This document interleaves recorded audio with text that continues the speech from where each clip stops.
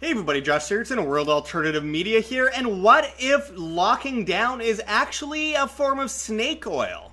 We're going to get into that today. Make sure to hit the like button below and find us on BitChute and Float. We need you guys there now more than ever because they're just taking down our videos and launching an all-out attack on independent media. They'll possibly take down this video. But I want to go into this first. Have you seen this chart before? This shows non-lockdown versus lockdown.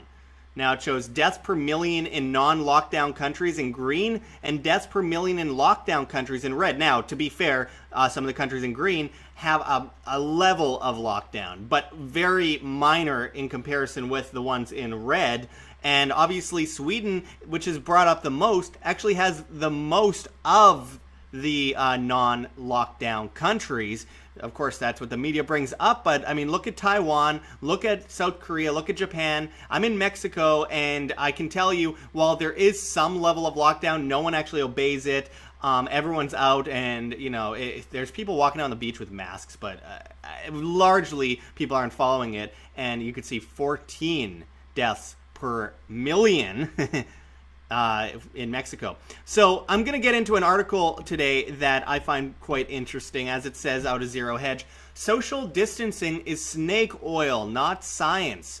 Governor Andrew Cuomo of New York says that it's shocking to discover that 66% of new hospitalizations appear to have been among people largely sheltering at home. And I quote, "We thought maybe they were taking public transportation," he said, "but actually no, because these people were literally at home. Much of this comes down to what you do to protect yourself," he continues. "Everything closed down. Government has done everything it could. Society has done everything it could." Well, it's done everything it could to destroy people's lives. But anyway, continuing on, it says, "It's your fault," he says to the hospitalized New Yorkers who loyally complied with his government directive. But here's an interesting alternative theory as to why mostly old people who are staying at home are being hospitalized.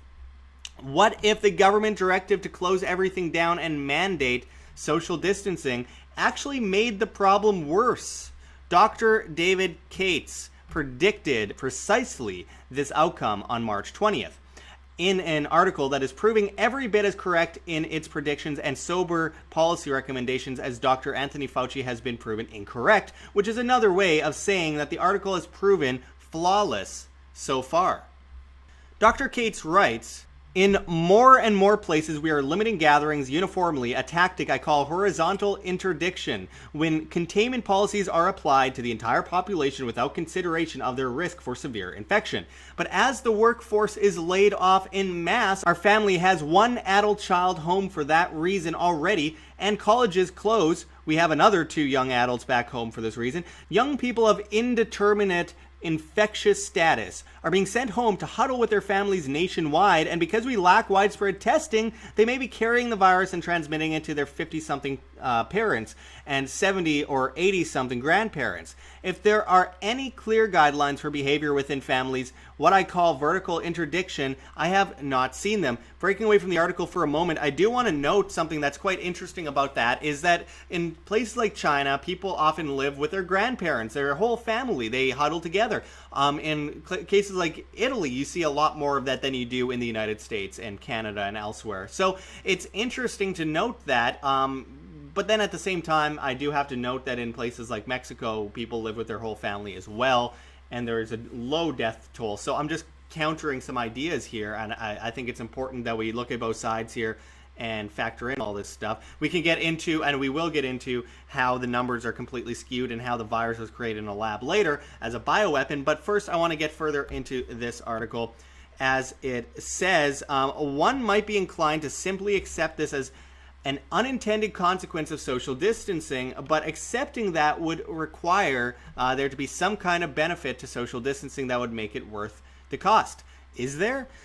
Very likely, you already instinctively know that the guidelines suggesting that it's somehow helpful to keep a 6-foot space between healthy people, even outdoors, is not based on science, but just an arbitrary suggestion we've been conditioned to accept without evidence. And you could see the chart there, physical distancing, 2 meters, 2 meters, 2 meters. And your gut feeling would be right. There's a reason that social distancing wasn't a buzzword common to the American lexicon prior to 2020. there's very little science behind social distancing at all. And I quote, "It turns out," Julie Kelly writes at American Greatness, "as I wrote last month, social distancing is untested pseudoscience, particularly as it relates to halting the transmission of the SARS-CoV-2 virus. On its website, the CDC provides no links to any peer-reviewed social distancing studies that bolster its official guidance. There's a reason for lack of peer-reviewed studies on the CDC website," she continues. "The alarming reality is that social distancing never has been tested on a massive scale in the modern age. Its current formula was conceived during George W. Bush's administration and met with much deserved skepticism." And I quote, "People could not believe that the strategy would be effective or even feasible." One scientist told the New York Times last month a high school science project, "No, I am not joking," added more weight to the concept. And I quote, social distancing is very much a newfangled experiment not settled in science." And Kelly writes, "The results are suggesting that our great social distancing experiment of 2020 will be near the top of the list of bad experiments gone horribly wrong." And there's no doubt that it's gone horribly wrong, because look at places like Italy. They had huge lockdowns. Look at places like Spain. Look at the death toll there. And also, the numbers are very skewed. And obviously, there's all this evidence coming out by the day that they are just determining everything as coronavirus on, you have symptoms. You're symptomatic. You have cold symptoms or flu symptoms. Immediately, you have coronavirus. Hospitals get grants. They make a bunch of money off of it. You can prop up the numbers. It creates a perpetual problem, and it gives the government more reasons to ruin people's lives, take away their ability to make a living, push them in their kennel, their home, and force people to shutter in with family members where they might actually be spreading an illness, whether it be coronavirus or just the flu or just the cold, which is very detrimental to older people, regardless of what happens. So this is more pseudoscience, and we've been talking about this for a while. We interviewed Dr. Shiva Ayyadurai, of course, here at WHAM. We've talked with multiple people, including Dr. Ron Paul. If you haven't seen those interviews yet, make sure to check them out on our channel. They're very shadow banned, as well as, obviously, Cynthia McKinney and many others. Anyway, the point is, it's just not scientific, yet we still see ridiculous plans being laid out for the post-COVID-19 world. As it says, McDonald's reveals future layout of restaurants in post-corona world. Give me a break. Look at this. I mean, if I'm worried about anything with McDonald's, it's their food, possibly destroying my immune system and making it way more likely for me to get sick. Oh yeah, those robot screens are really helping. Everyone touching them all day. That's good. Thanks, McDonald's. Maybe you can give us some pens that everyone touches anyway to do this. I mean, this is so stupid. We're looking at just these massive distances between people. And if you go into a bank, I saw this recently. You can't go up to the counter. You have to be 6 feet from the counter, and they have sticks that they hand out to you to get your money and give you back cash or whatever.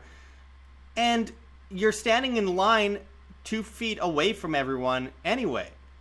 It's ridiculous. You're 6 feet apart in the line, but there's two lineups, and you're this far apart in the two lineups. I mean, it's ridiculous. Yes, you can spread things by talking, by breathing. It's one of the number one ways you can spread things. Things could stay in the air for quite some time, but it's not scientific to say that you're all going to get sick by standing near a bunch of people who have no symptoms. And even if they were, 1 in 3 people don't actually get sick from it. Another 1 in 3 people get somewhat sick from it. And another 1 in 3 people get pretty badly sick from it. But a massively low number compared to what we were told originally actually die from it. We're looking at a 0.08% to 0.2% death toll rate compared to the, what was it? Oh yeah, 3.7 to 7% death toll they originally told us that we would see. Lies. They're all freaking lies. And it's based on science that comes out of China. You know that place that murders millions of people? Yeah, that place. I know the U.S. government does that too. There's evidence that both at Fort Detrick and at the Wuhan lab, the Wuhan Institute of Virology, they developed the strains of coronavirus that we're seeing today. Obviously, there's multiple kinds of coronavirus. And what we saw was Dr. Anthony Fauci just happened to, he runs an Institute for Allergies and Infectious Diseases, happened to be part of the grant that funded millions of dollars to the Wuhan lab between 2015 and 2019 to study coronavirus in bats that was 96% consistent with the novel coronavirus strain. And on top of that, the studies were done into how to splice it and spread it to humans. I mean, come on, guys. It's beyond conspiracy theory at this point. But of course, this video will very likely be taken down by YouTube because you cannot say anything that doesn't toe the line of the World Health Organization, which is headed by Tedros, funded by Bill Gates, headed by Tedros, who is one of the heads of the Communist Party in Ethiopia that killed massive amounts of people and works hand in hand with China. Fascio-communist dictatorship, essentially. So this needs to end. This is killing so many more people based on poverty. This is killing so many more people based on starvation and on hunger, which leads to another health crisis, which leads to a circle of bad immunity and causing problems. But no, don't go to your family restaurant where people need to sell food to survive. You're allowed to go to McDonald's, though, and eat unhealthy food. Don't go to that family grocery store, but you're allowed to clutter into Walmart and Costco. Guys, can you not see that they're creating like a fascio-communist state here? I mean, look at Britain, for example. They're talking about all the debt owed from the small business loans. All the debt owed that the government will just take a stake in the companies that have the debt instead of making them pay back the debt. So the government takes over half of all these companies? That's fascism.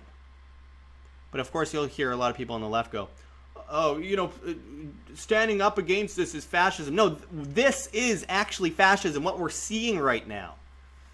Anyway, I really appreciate everyone watching us. Make sure to join our new newsletter at www.iambanned.com. We need you guys there really badly. We need you guys on float.app. We need you guys on BitChute. Please find us there, World Alternative Media, at Wham on Float, at Josh Sigurdson on Float, and World Alternative Media on BitChute. We're on all the other platforms as well. Our days are limited, and we need you guys now more than ever to counter this insanity we've been calling out since January.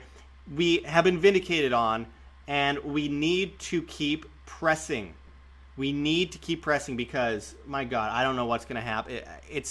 The tyranny is so over the top right now. It's shocking. The amount of things that people are willing to accept. Anyway, I appreciate everyone joining us today. Make sure to hit that like button. And until next time, this is Josh Sigurdson signing out from World Alternative Media. Find the truth, be the change. Like what you see here, don't forget to check the links below. GoFundMe, Patreon, Subscribestar. We really can't do it without you. We've been so insanely shadow banned, about 90% at this point, and 95% demonetized. As Susan Wojcicki, the CEO of YouTube, comes in and says that she is shutting down quote-unquote controversial content and cutting out the views on this controversial content by 70%. She's been bragging about it. We need your help more than ever in this battle for truth in information. You guys are what keeps us alive, so we really appreciate just even $1 a month makes a huge difference. If everyone could give just $1 a month, we wouldn't even have to worry about competing against a mainstream propaganda networks. You can also donate to our Bitcoin address on the screen for you to scan if you please, as well as in the comments and description. Liking and sharing makes a big difference as well, and finding us on alternative social media platforms like float.app, that's flote.app, makes a huge difference. We're at Josh Sigurdson as well as at Wham. Float is replacing Facebook, YouTube, Twitter, Twitch, Tumblr, Reddit, and Patreon all in one with encrypted private messaging, and of course monetization on videos for creators, live streams with super chats in crypto, and most of all, no algorithm, because at the end of the day, it's all about reach, guys. This is all about actually reaching people with the message and waking up the public. You can also find us on Instagram, Twitter, Minds, BitChute, all sorts of different platforms. Try to follow us on as many things as possible, because very soon this channel will very likely just be completely deleted from YouTube, and you'll never see us again, and you'll be stuck with only the mainstream networks. Also, come on out and see us at Anarcho Vegas 2020 in Las Vegas, Nevada in July, where such speakers such as G. Edward Griffin and many others will be speaking. You could use promo code WHAM on your VIP tickets and save 10%, as well as buy extremely cheap tickets for just $20.20. You won't find a cheaper conference than this with such amazing names. Check anarchovegas.com for more information on that. We hope to see you out there. And anyway, I really appreciate all of you guys joining us. You make it possible for us to survive in this volatile, propagandized climate.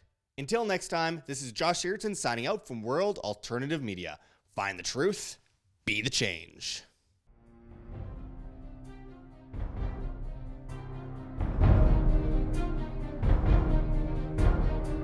I'm sure you have already changed people's minds in your young age because you're involved, and I like that.